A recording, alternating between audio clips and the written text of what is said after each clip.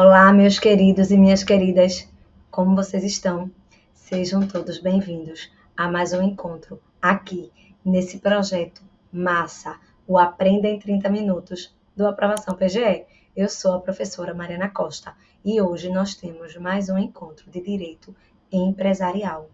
O tema hoje é extremamente relevante, é a falência. Esse instituto disciplinado, como vocês já estão cansados de saber, na Lei 11.101, a nossa Lei de Falência e Recuperação Empresarial. Essa lei, aliás, profundamente alterada na reforma do finalzinho de 2020. E é por conta dessa reforma que o legislador deu ao examinador da sua prova pano para manga. Assunto que está reverberando, caindo em toda a prova de concurso que você puder prestar. Gente, conceito de falência. Falência nada mais é senão o processo através do qual se constata que uma empresa não possui mais meios de superar a crise na qual ela se encontra. Lascou, minha gente. Não tem mais solução. A falência ela é uma modalidade de execução concursal do devedor empresário que se tornou insolvente. Processo legal decorrente do reconhecimento da efetiva impossibilidade do pagamento das dívidas de um empresário, seja um empresário individual ou uma sociedade empresária. Esse reconhecimento ele vai ser declarado por uma autoridade judiciária. Gente, eu destaco a falência, ela ser aplicável exclusivamente ao empresário individual, à sociedade empresária, porque assim, como toda a Lei 11.101, ela vai se aplicar exclusivamente, tão somente ao devedor empresário, não se aplica ao devedor civil. Esse dispositivo, ele está lá no artigo 1º da 11.101. Sobre esses dispositivos gerais da lei, eu, inclusive, já gravei aqui meus 30 minutinhos falando deles. Os dispositivos comuns da Lei de Falência e Recuperação Empresarial. Os dispositivos comuns a todo e qualquer instituto nela previsto. Se você não assistiu essa aula, pausa imediatamente. Volta lá, assiste essa aula, assiste também as aulas de recuperação judicial para dar aquela força e aí volta para aqui, para a nossa falência. Bem, passando para o artigo 75 da lei. Artigo 75. A falência, ao promover o afastamento do devedor das suas atividades, visa a... Pessoal, antes de ler os incisos desse artigo 75, eu queria destacar o seguinte.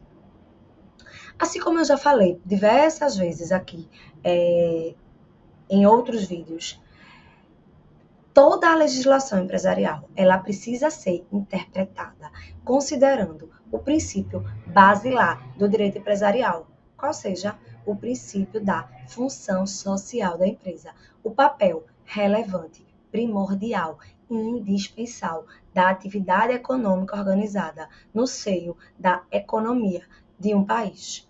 Então, esse princípio, ele também vai estar presente aqui na falência. Mesmo quando a empresa ela está encerrando as suas atividades, ela precisa respeitar esse papel, essa função que a empresa tem, indispensável para a economia de um Estado. Então, concordem comigo. Inciso 1º, preservar e otimizar a utilização produtiva dos bens ativos, recursos produtivos, inclusive os recursos intangíveis da empresa. Inciso 2º, permitir a liquidação célere das empresas inviáveis, com vista ao quê? Relocação eficiente de recursos na nossa economia. Aí, nesse inciso 2º, eu destaco também o princípio da celeridade, indispensável ao processo judicial decorrente de um processo de falência. E, por último, fomentar o empreendedorismo, inclusive por meio da viabilização do retorno célere do empreendedor falido à atividade econômica. Bem, então aqui eu destaquei, primeiro, função social da empresa, necessidade de preservação da empresa também outro princípio, mas otimizar a utilização produtiva desses bens, em decorrente do seu papel fundamental. Liquidação célere, ou seja, princípio da celeridade, e essa celeridade ela é necessária o quê? Para a função social da empresa e, por fim, fomentar o empreendedorismo. Esse fomento, esse retorno célere a que se refere o inciso terceiro, representa o fresh start, dispositivo, que representa a expressão da doutrina, na verdade, né? Mas representa um novo começo. Gente, nem é um recomeço, na verdade, porque aquela empresa não mais vai existir, mas aquele empresário ele vai ter a possibilidade de recomeçar, uma nova chance ao empresário falido. Em decorrência da necessidade dele perpetuar o papel dele no seio de uma sociedade. Tá legal? Olha só, para garantir a efetividade desse artigo 75 ao longo de toda a lei de falência e recuperação empresarial, nós temos diversos dispositivos que efetivam o que consta desses três incisos. Um exemplo é o artigo 111. Segundo o 111, o juiz ele pode autorizar o credor adquirir, adjudicar de imediato os bens arrecadados pelo administrador judicial, pelo valor da avaliação e atendida a regra de classificação. Mas, enfim, é essa celeridade, é essa otimização. Da mesma forma, o artigo 113, segundo o qual os bens perecíveis, os bens que são deterioráveis, que podem se acabar, se esse processo se estender por mais tempo do que o devido, eles podem ser vendidos antecipadamente, desde que exista uma arrecadação, uma avaliação, que exista uma autorização judicial, mas enfim, é para salvaguardar esse ativo, né? Esse bem ele possa voltar a ser explorado economicamente, tá? Ainda em relação a pontos relevantes da falência, da qual consta do 75, eu destaco alguns dispositivos ao longo da 11.101. Primeiro, até já falei, princípios da celeridade e também da economia processual, desde que não haja prejuízo ao contraditório, à ampla defesa e aos demais princípios previstos no Código de Processo Civil. Gente, em relação a essa celeridade, olha só, artigos 189-A, novidade trazida pela reforma de 2020, e também o 79. 189-A diz o seguinte: os processos disciplinados nessa lei e os respectivos recursos, bem como os procedimentos, a execução dos atos e diligências judiciais em que figure como parte empresário individual ou sociedade empresária em regime de recuperação judicial, extrajudicial ou falência, terão prioridade sobre todos os atos judiciais, salvo o habeas corpus e as prioridades estabelecidas em leis especiais. Falência propriamente dita, artigo 79. Os processos de falência e os seus incidentes preferem a todos os outros na ordem de feitos em qualquer instância. Então, os procedimentos decorrentes da 11.101 têm prioridade sobre todos os atos judiciais. Dentro dessa prioridade, a falência tem preferência sobre todos os outros. Tá legal, gente? Adiantando já uma informação pertinente à sentença que decreta a falência. Da decisão que decreta a falência vai caber o quê? Agravo. Entretanto, dessa mesma decisão, que a lei dá o nome de sentença, que julga improcedente o pedido, vai caber a apelação. Então, da mesma decisão, dois recursos distintos. Decretou a falência, agravo. Não decretou, apelação. Gente, por fim, quem, por dolo, requerer a falência de outro empresário, né, dolosamente, na sentença que julgar improcedente o pedido, ele vai ser condenado a indenizar o devedor. desde que apurados as perdas e danos numa liquidação de sentença. Também está lá na 11.101, no artigo 101. Bem, passando para a legitimidade ativa. Quem pode requerer a falência do devedor? Pessoal, segundo determina o artigo 3º lá do Código de Processo Civil, para propor qualquer ação, obviamente é necessário que ter legitimidade e interesse. Essa legitimidade e esse interesse é justamente o que traz esse artigo 97. Ele estabelece quem são as pessoas que podem propor, apresentar um requerimento de falência contra um devedor. A primeira pessoa, obviamente, é o próprio devedor, hipótese conhecida na doutrina como autofalência. Inciso 1º, o próprio devedor, na forma do disposto nos artigos 105 a 107 dessa lei. Gente, em relação à autofalência, nós não temos grandes comentários. O próprio devedor está reconhecendo que não tem mais como superar aquela crise, ele procura o judiciário e diz: seu juiz, estou lascado, quero pagar o máximo de pessoas que eu puder. O devedor, em crise econômico-financeira, que julgue não atender os requisitos para uma recuperação, ou seja, não tem mais como superar a crise transitória, na verdade, não se trata de uma crise transitória, deverá requerer ao juízo da falência, expondo as razões da impossibilidade de prosseguimento da atividade empresarial. E aí, a lei traz os documentos que vão instruir este pedido.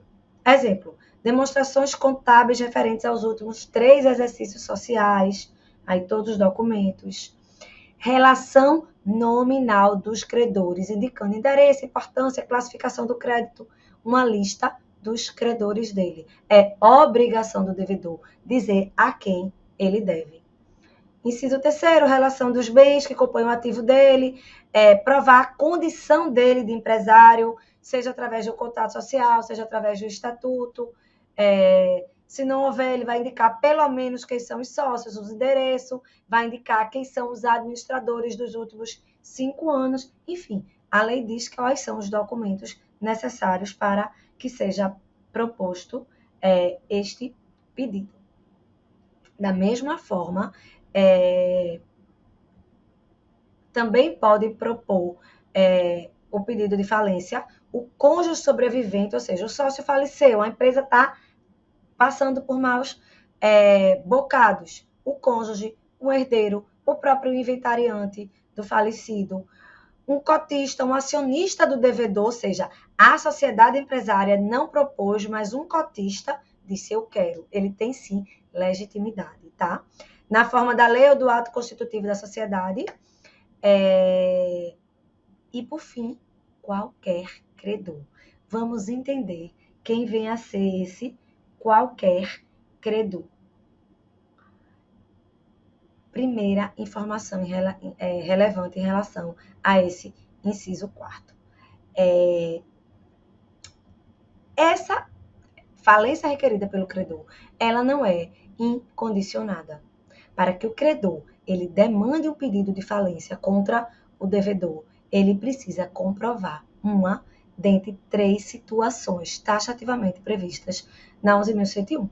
A primeira é a hipótese de impontualidade injustificada. É quando o devedor, sem relevante razão de direito, não paga no vencimento uma obrigação, líquida, materializada em título ou títulos executivos protestados, cuja soma desses títulos não ultrapasse o equivalente a 40 salários mínimos na data do pedido de falência. Gente, então, em relação à impontualidade justificada, nós temos 4 requisitos. A obrigação precisa ser líquida, o título ele precisa ser um título executivo vencido, protestado, ou seja, devidamente protestado, e que chegue no valor de 40 salários mínimos. Atenção, em relação a esse 40 salários mínimos, o credor ele pode se reunir com outros credores para alcançar esse valor, entendeu? Ou seja,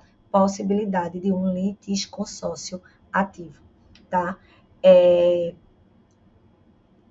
ainda que líquido, não se legitima o pedido de falência quanto esses créditos eles não possam ser reclamados numa falência, eles não sejam submetidos aos ditames da legislação falimentar, tá? Gente, inciso segundo,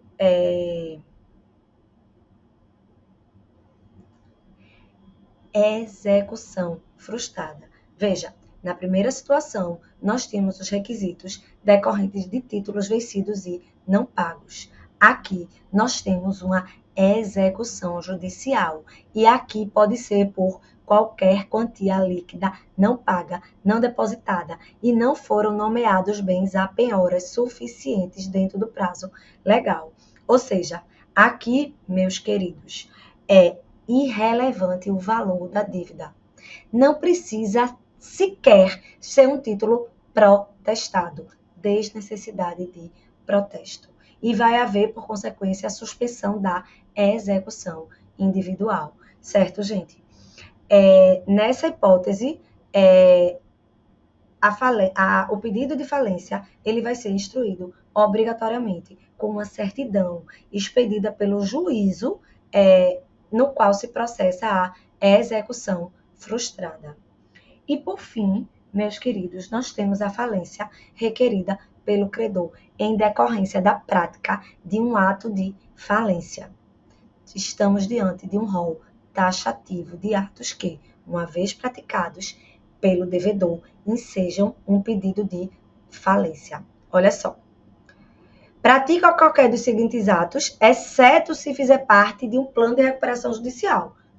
Procede à liquidação precipitada dos seus ativos ou lança mão de meio ruinoso ou fraudulento para realizar o pagamento. Realiza por atos inequívocos, retardar pagamento, fraudar credores, negócio simulado. Gente, má fé incontestável daquele devedor. Ou seja, os atos que eles estão praticando estão levando aquele credor a crer que aquele devedor está tentando se omitir da sua obrigação. Transfere estabelecimento, simula transferência, dá ou reforça a garantia a credor por dívida contraída anteriormente, sem ficar com bens livres e desembaraçados. Ausentar-se ou sem deixar representante. E, por fim, deixar de cumprir no prazo estabelecido obrigação assumida no plano de recuperação judicial. Gente, aqui, portanto, houve a prática do ato, objetivamente, possibilidade do pedido de falência. Esse rol ele é taxativo e não precisa haver inadimplência do devedor, basta a prática de quaisquer desses atos, certo? Olha só, em relação a esse credor, qualquer que seja qualquer que seja a hipótese do pedido de falência, seja impontualidade justificada, ato de falência ou execução frustrada, o credor, atenção, o credor, ele precisa apresentar a certidão do registro público de empresa que comprove a regularidade das suas atividades. O requerente tem que ser um devedor. O credor que não tiver domicílio do Brasil deverá prestar caução relativa às custas e ao pagamento da indenização, caso esse pedido tenha sido elaborado de modo doloso, certo? Então, essa necessidade. Olha só, gente, ainda sobre a legitimidade ativa, a gente precisa conversar sobre uma situação específica. Qual seja, é possível a Fazenda Pública pleitear a falência de um devedor insolvente? Sim ou não? O fato é incontestável que a Fazenda Pública ela pode vir a ser credora de um empresário, não é verdade? E, uma vez sendo credora, o crédito tributário vai constar, sim, da classificação do quadro geral de credores. Todo e qualquer crédito da Fazenda Pública deve, sim, ser cobrado do patrimônio falimentar daquele devedor, né? Só que, atenção, não há prerrogativa processual para a Fazenda Pública. ela não pode optar pela instauração de um processo falimentar. Existe, minha gente, tão somente a possibilidade de, uma vez decretada a quebra, né, a falência do empresário, o fisco ele pode se habilitar perante o juízo falimentar, buscando receber os valores que lhe são devidos. Esse entendimento, ele consta, inclusive, de um enunciado das jornadas de direito comercial, o enunciado número 56. A fazenda pública não possui legitimidade ou interesse de agir para requerer a falência de um devedor empresário. Para fins principalmente das provas de procuradorias, é importante destacar que existe um precedente do Tribunal de Justiça do Estado de São Paulo que dá uma nova interpretação à possibilidade de formulação de um pedido de falência elaborado pela Fazenda Pública. Segundo o relator lá do processo, de fato, quando se tratar de uma impontualidade injustificada, ou seja, artigo 94, inciso 1º, não há possibilidade da Fazenda requerer a falência do devedor. Entretanto, a situação ela vai mudar quando se tratar de quê? De uma execução frustrada. Pessoalmente, ninguém pediu minha opinião, mas eu vou dar.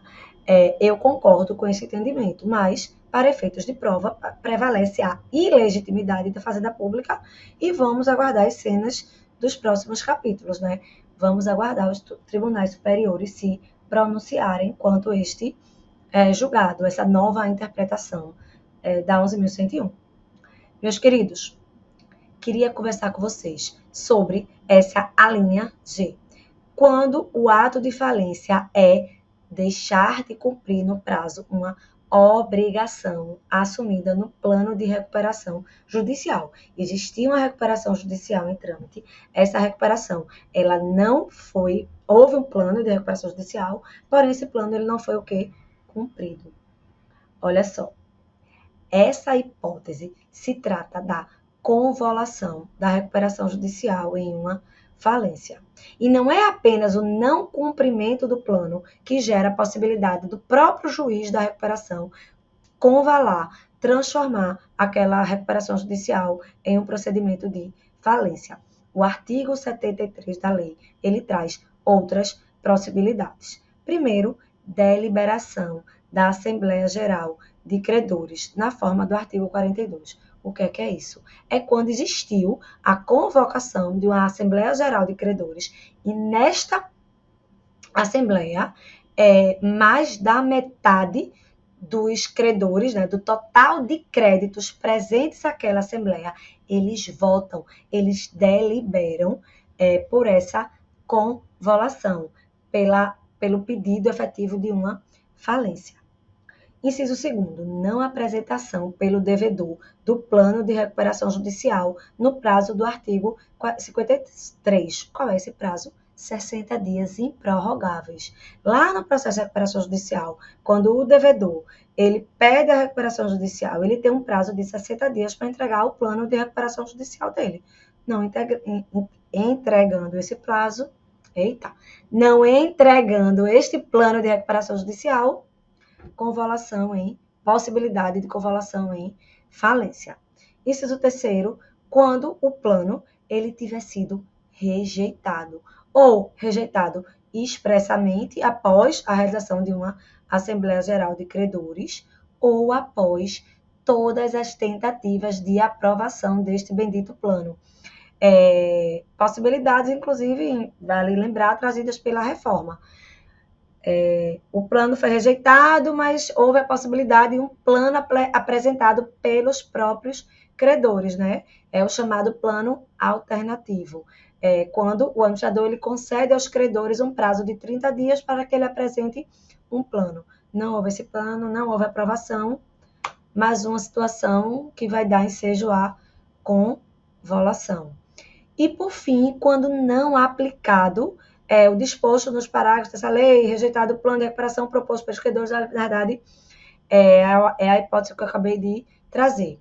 Descumprimento de qualquer obrigação assumida no plano, ou seja, havia a execução de um plano frustrada, descumprimento dos parcelamentos do artigo 68, lá as questões tributárias. Gente, por fim, quando identificado o esvaziamento patrimonial da devedora, ou seja, acabou tudo. Liquidação substancial da empresa, em prejuízo de credores não sujeitos àquela recuperação judicial, inclusive as fazendas públicas.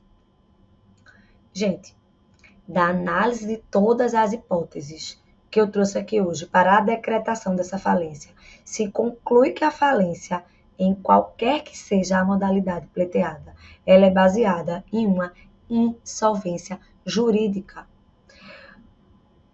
Uma insolvência que não obrigatoriamente é econômica. Essa impontualidade, essa insolvência econômica, ela é caracterizada a partir de situações objetivas, situações detalhadas na própria lei. Isso que eu estou dizendo a vocês já foi reconhecido, inclusive, pelo próprio STJ. Recurso especial 1433652/RJ.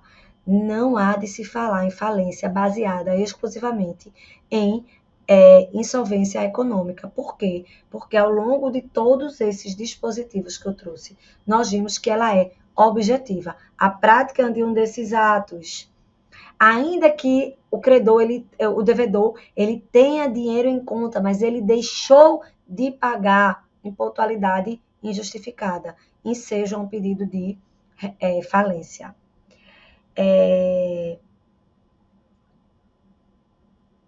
Em relação ao processo falimentar, o que é que pode acontecer? Houve o pedido por um dos credores que tem essa possibilidade.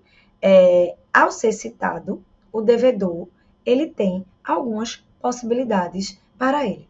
A primeira, obviamente, é ele fazer o quê? Reconhecer o pedido, ele dizer, seu juiz, devo sim, ajuste aí, veja quem recebe primeiro que eu vou pagar e vou encerrar este capítulo da minha vida. A primeira possibilidade. A segunda possibilidade é ele contestar.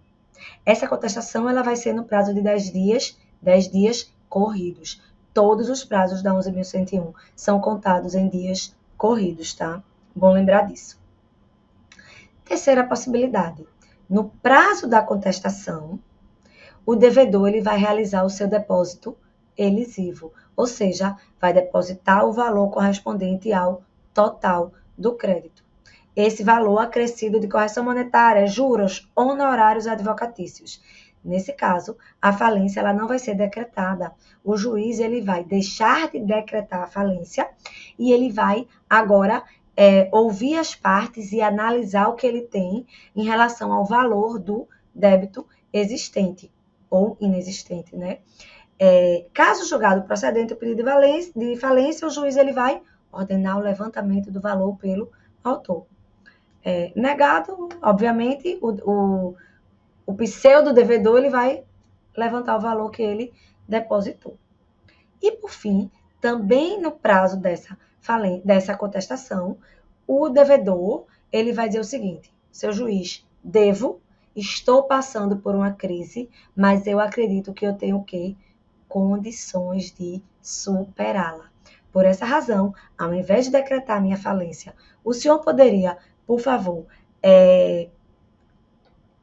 transformar esse pedido num pedido meu de recuperação judicial. Então, o juiz ele vai analisar essa situação. Ok, gente? Esta é a primeira parte, dispositivos gerais e iniciais da falência. No próximo vídeo, nos meus próximos 30 minutos, eu vou falar da efetiva decretação da falência, a sentença que vai dar andamento ao processo falimentar. Então, até mais, obrigado pela sua participação, pela sua audiência e até o nosso próximo encontro aqui no Aprenda em 30 Minutos da Aprovação PGE. Até mais, gente.